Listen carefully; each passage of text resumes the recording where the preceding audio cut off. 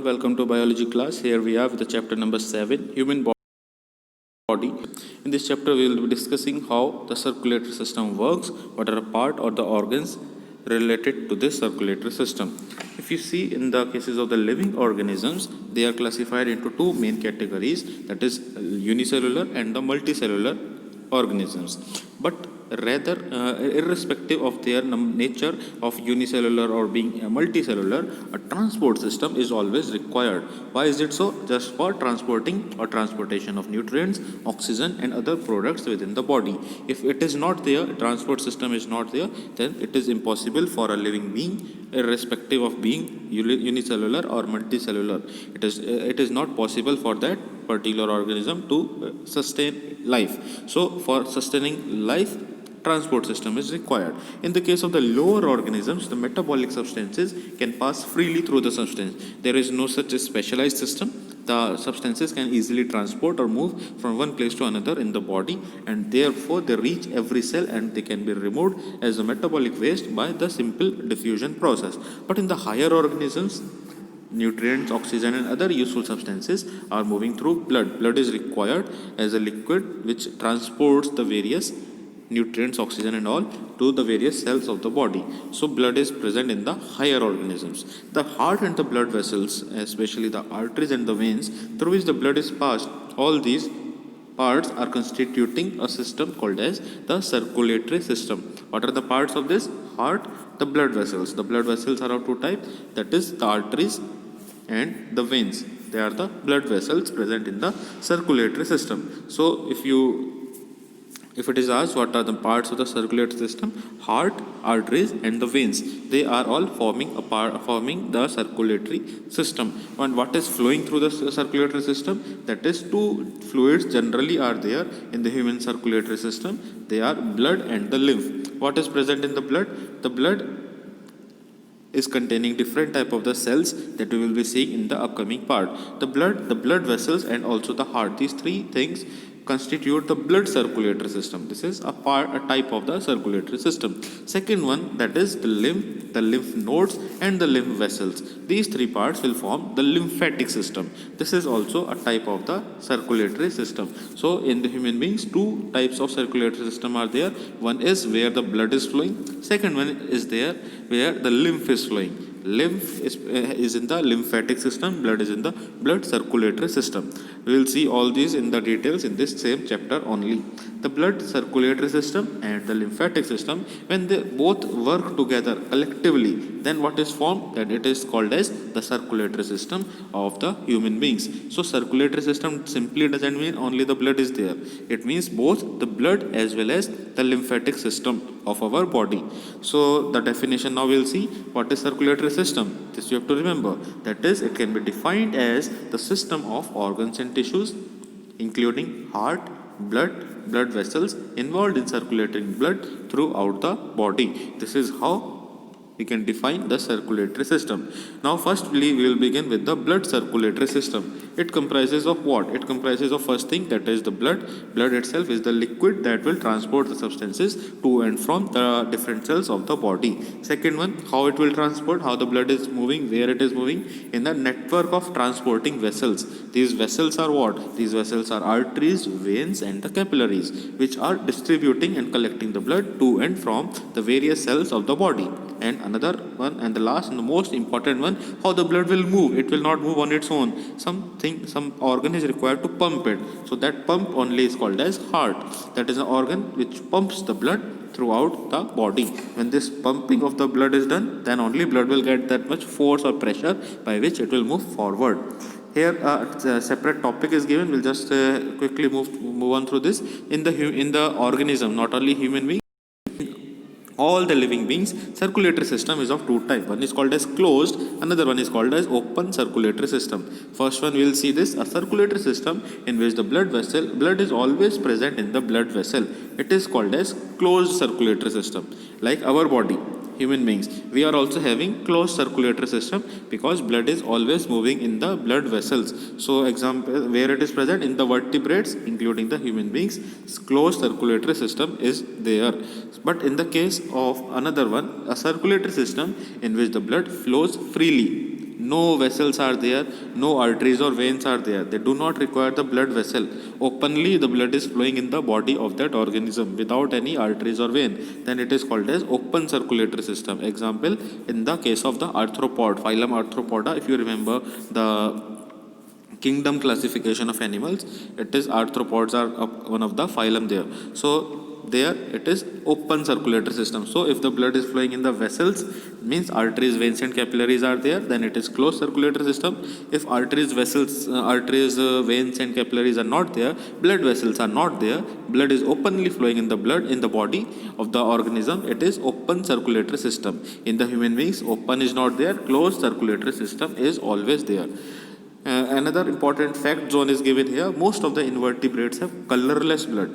Yes, invertebrates, not the vertebrates. Vertebrates are which are having backbone. We are also vertebrates, human beings, because we have a backbone. But the animals which are invertebrates, or the not the animals, or the organisms is better to say, the organisms which are invertebrates, they have colorless blood generally.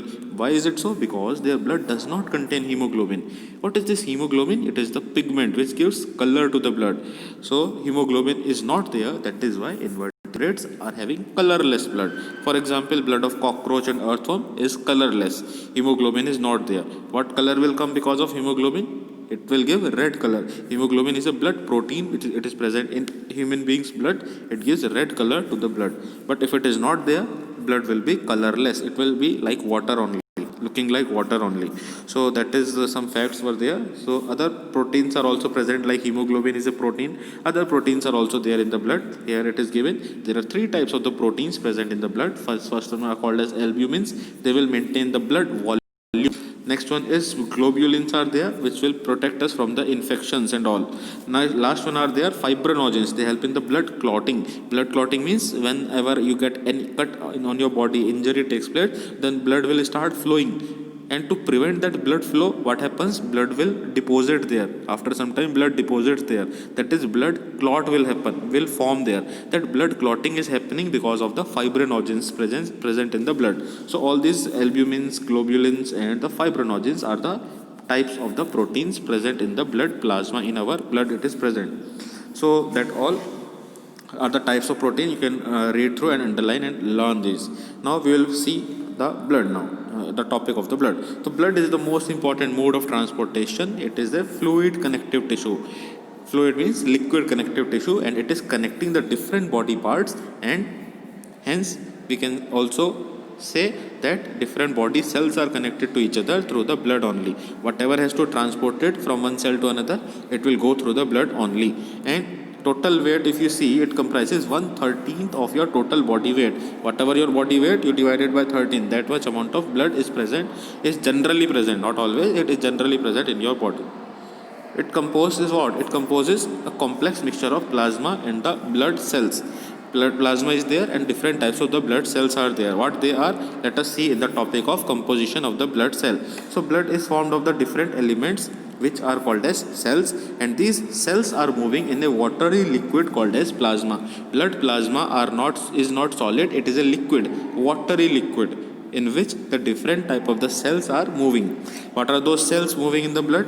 Three types of cells are there. Three types of cells are found in the blood. One is called as the red blood cell, second one is called as the white blood cell, and the third one are called as the platelets. One, red blood cell, RBCs, second, white blood cell, WBCs, and the third are called as the platelets. Let us see one by one all the parts of the blood. First one, as we say, liquid present in the blood is plasma. This plasma is straw colored liquid, and it is around 90% of this straw colored liquid is water only. Different types of protein we have already seen in the blood, they are all present here only. So 8% of the plasma is protein, 1% is inorganic salts are there, like sodium chloride is there, sodium bicarbonate is there. So different salts are also there, just to maintain the acidic and basic level in the blood. Other hormones are also dissolved in the body. Hormones are produced in the human body only. They are also dissolved in the plasma. And different waste products, that is urea and CO2 and different antibodies are also there in this plasma only. So plasma is nothing, it is just the straw colored liquid part of the blood, and out of that plasma 90% only is water. Remaining other things we have seen just now in the reading part. Now the remaining cells we will see. The red blood cells, they are called as erythrocytes. The white blood cells are called as leukocytes, and the platelets are called as thrombocytes. These are the other names. You have to learn this. Don't confuse in any one of these. Let us see the details of this erythrocytes, leukocytes, thrombocytes. Different type of the blood cells, where they are formed, color, structure and all. So formation. The red blood cells are produced in the bone marrow of the long bones, especially in the thigh bones. In your legs, thigh bones are there. They are the longest and the strongest bone of our body. So bone, central part of the bone is called as bone marrow. That is a hollow empty space where only these red blood cells are produced in the long bones. Next is they are formed in the bone marrow and in the lymph node. Here again white blood cells are also produced in the same bone marrow also, and again they are also produced in the lymphatic system. In the lymph nodes also white blood cell can be produced. Where what about the thrombocytes or the platelets? They are also produced in the red bone marrow. Red bone marrow, it is a separate type of the bone marrow. Two types of bone marrow are there, red and yellow. So in the reddish part only, in the red bone marrow only, platelets will be produced. Now let us see the color. Red blood cells, obviously the name is saying red, so red blood cells are red in color. White blood cells are colorless. White नहीं होंगे, name is written white blood cell, but actually they are colorless. No color is there. Platelets are also colorless. Only color is present in the red blood cell, that is red color. Structure. The red blood cells are disc-shaped structure. White blood cells are rounded or irregular. No fixed shape may be there. Or platelets are also disc-shaped structures. Number of cells in our body. Normally, human body contains 4.5 to 6 million per cubic milliliter of the blood. Means 1 milliliter cube contains this much 6 million of the RBCs. On the other side, in the case of the WBCs, 1 milliliter cube equals to 11,000 of the white blood cells, and the same 1 milliliter blood will contain around 2 lakh to 4 lakh platelets. So these values, these number of cells should not change. If they change, there may be infection, there may be some disease in your body, and they may be fatal for you, means they may also cause the person to die. What about the lifespan? One single RBC will live for 120 days. Next one, white blood cell, one single WBC can live only a couple of days, means only 2 days. After 2 days, white blood cell will be dead. Next about platelets, 5 to 10 days it can live. Next is the nucleus, is not present in the RBCs. Nucleus is also not present in the platelets. Nucleus is only present in the white blood cell. RBCs and platelets, these two cells do not have nucleus. White blood cells they are having nucleus. Functions, what about the function? RBCs will transport the nutrients and also oxygen. They carry oxygen from one place to another, and also they also carry the minerals from one place to another that are present in our food. White blood cell, what they are doing? They are the soldiers of the body. They protect the body from different disease causing germs. Whenever any infection takes place, white blood cells are responsible for providing immunity to our body. They are fighting against the infection. Next is platelets. Already I explained the fibrinogen protein that is responsible for the blood clotting. So platelets are helping in the blood clotting. These are the different types of the blood. Next we will move on to the functions of the blood. Before this, a fact zone is given, that already I have told you about the infection fighting ability of the blood is given by the WBCs. So white blood cells, when they are fighting against the infection, they can also change their shape. That is why if you see in this table, they have written they are round or irregular in shape. Irregular means why the shape is not fixed? Because when these white blood cells are fighting against the infection, they will change their shape, and they can easily reach the site of infection, and they will kill the foreign germs. They can easily kill the germs by changing their shapes and adjusting to the surroundings. So that is why white blood cells do not have any shape. You can observe all these diagrams are given, and from here you can easily understand what is the shape of these cells. Now we will move on to the functions of the blood. What are the functions of the blood? Blood, as we have seen, it is a liquid part of the body and it is a connective tissue. So it will first of all transport the nutrients from the small intestine to the various part of the body. From the small intestine means after the digestion of the food, after the food has been digested up to the small intestine, from the small intestine only that digested food is absorbed, or the nutrients of the food are absorbed, and then it is carried to all over the cells for assimilation, for the next process, that is for producing energy. Next, now it takes part in the exchange of the respiratory gas. Blood is moving into the lungs and coming out back. In this process, what is happening? It is exchanging the respiratory gases. That means blood will carry the oxygen and take all over the body. This oxygen containing blood is called as oxygenated blood. It will come out from the lungs. When the same blood will return back to the lungs, then it will contain CO2. CO2 containing blood is called as deoxygenated blood, without oxygen. Deoxygenated means without oxygen. If it is without oxygen means it is having CO2 gas. So when the blood is moving, blood move on to the lungs. What it will do in the lungs? It will take oxygen. It will take oxygen, then it is called as oxygenated blood. But on the opposite side, when the same blood will return back after distributing oxygen, then it will be called as deoxygenated blood, because it contains CO2 gas. Next point now, blood regulates the body temperature. Our body temperature is fixed, that is around 98.4 or 98.6 degree Fahrenheit. In Celsius, you can write 37 degrees Celsius is the normal body temperature. So this body temperature held by the blood only. It carries dissolved excretory products from the liver to the kidney. Liver produces different excretory products, and from there, like urea is there, it will be moving from the liver produces urea. This urea moves on to the kidney through the blood only. Otherwise, this excretory product cannot be removed, and kidney will throw it out from the body through the urine. So whatever waste products are one organ of the body to other, they will be dissolved in the blood. Excretory products are dissolved in the blood, and they can be eliminated and removed from the body after the process of excretion. That is excretory system, how it works. That is a part of another topic that we will not see here. So I hope all these functions are clear to you. Some more are written here on the next page that we will see now. Blood transport various hormones, like nutrients in the food are moving from one place to another. Same way, hormones are produced by the glands in our body, which have various functions of regulating or we can say of coordinating various organs.